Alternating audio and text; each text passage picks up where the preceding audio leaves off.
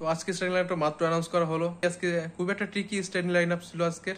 First time যাবে আলোচনাটা সোয়ামিনি ইনেকের starting line আপে, সাথে সাথে আজকে ডামিলটনে ব্যাকফোর্ডটা খুবই ইন্টারেস্টিং, কারণ একদিকে রয়েছে ফ্রান গার্সিয়া লেফট ব্যাকে, আর আলভারোর আজকে সেন্টার ব্যাক খেলতে হবে ডিন হুইজেনের সাথে। ডিন হুইজেন ব্যাক করছে তার সাসপেনশন থেকে, আর রাউল হাসানকে শিফট করা হয়েছে রাইট ব্যাকে অ্যাকর্ডিং টু RMTV।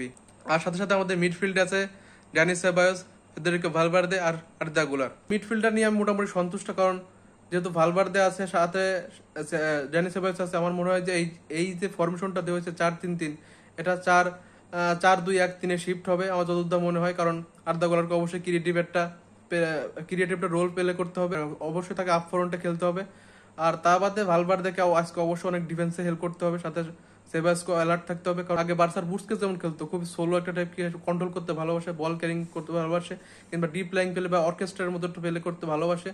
তো সেই জিনিসটা দেখতে হবে। তা বাদে আমাদের ফ্রন্ট লাইনে যথারীতি এমবাপে আছে, দারুণ ফর্মে আছে সে। ফ্রাঙ্কো মাস্তান্তোনো আবারও স্টার্টিং লাইন আপে ব্যাক করেছে, সাথে ভিনিসিয়াসও। আর তবে আজকে আমার সবচেয়ে বেশি আমার ভয়ের যে জিনিসটা লাগছে আমাদের ডিফেন্সটাকে নিয়ে।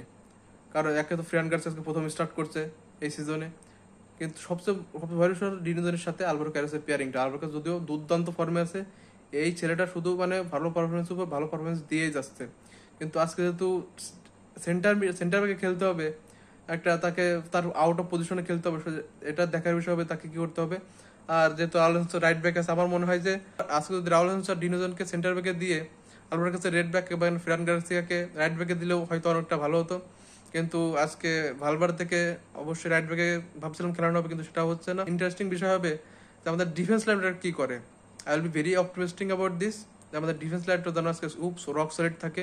আর যদি ডিফেন্সকে রক সলিড রাখতে হয়, তাহলে অবশ্যই আমাদের মিডফিল্ডের দুইটা প্লেয়ার ড্যানি সেবায়োস এবং ভালভার্দে থেকে অবশ্যই ডিফেন্স অনেক হেল্প করতে হবে।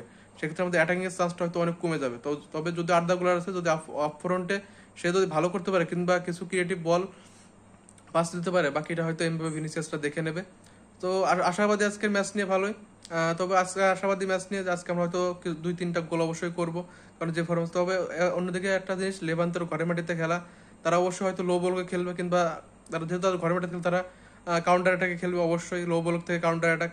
এই জিনিসটা ভেবেচিন্তে নিতে হবে আমাদের। যেহেতু আলভারো কাস খুবই স্পিডি প্লেয়ার, তো অবশ্যই সিবি পজিশনে অবশ্যই তাকে সেই কাউন্টারগুলো ঠেকানোর ক্ষমতা রাখে। তো তাও আজকে ফিঙ্গার ক্রস রাখতেছি যে আজকে ম্যাচে কি হতে পারে। সব মিলে আশাবাদী। তবে আমাদের যদি আজকে অবশ্যই ভালো পারফরমেন্স করতে হবে, কালেকটিভলি খেলতে হবে। যদি কোনো প্লেয়ার সেলফিশ ভাবে খেলতে চায়, তাহলে আজকে কোনোভাবে আমাদের ম্যাচ হয়তো বের করতে পারবো না। তবে আমি আশাবাদী আজকে ম্যাচ বের করতে পারবো, ভালো একটা ম্যাচ হবে। আর দেখার বিষয় আজকে আমাদের ডিফেন্স আর মিডফিল্ডের নতুন প্যারিং গুলো কি করে। আর সবচেয়ে ইন্টারেস্টিং কথা হলো, জাবির আলonso 6টা ম্যাচ খেলছে লা লিগা এবার, আর 6টা ম্যাচে 6 ধরনের ফরমেশন। আসলে ও সত্যিই বলেছে, কারোরই তার একাদশে ফিক্সড কোনো জায়গা নেই, তা আবার প্রমাণিত হইলো। তো দেখা যাক কি হয় আজকে। আলা মাদ্রিদিনা দামাস ভামোস।